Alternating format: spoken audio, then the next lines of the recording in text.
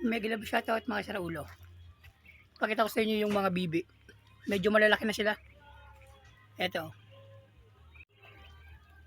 Ayan mga saraulo. Dati maliit pa yan. Ngayon malaki na sila. Oh. Marami nga yan sila. Kaya nga lang yung iba nagkandamatay. Ay no. Mga namatay yung iba. Oh.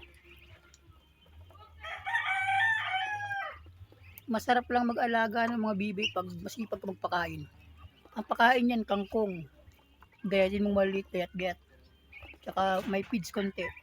Pero pag malalaki na sila, kagaya nitong mga to, kagaya niyan, sapal na. Sapal, tas haluan ng kangkong na gayat-gayat.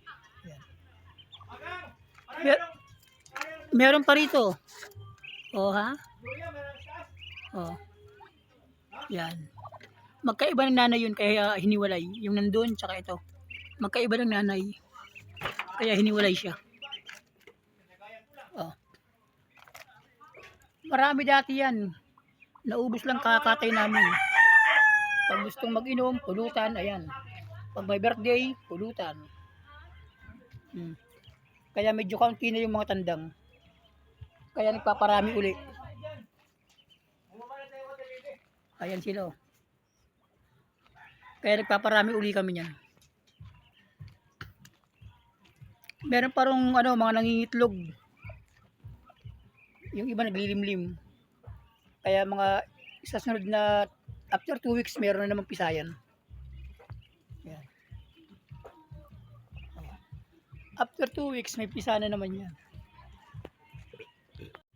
Oh guys, mga saraulo, nakita nyo na yung mga alaga ng aking tatay. Ayun. Hanggang dito lang muna mga saraulo ang aking video. Sa mga hindi pa nakapag-subscribe, please like, subscribe my YouTube channel. Pati yung aking FB page.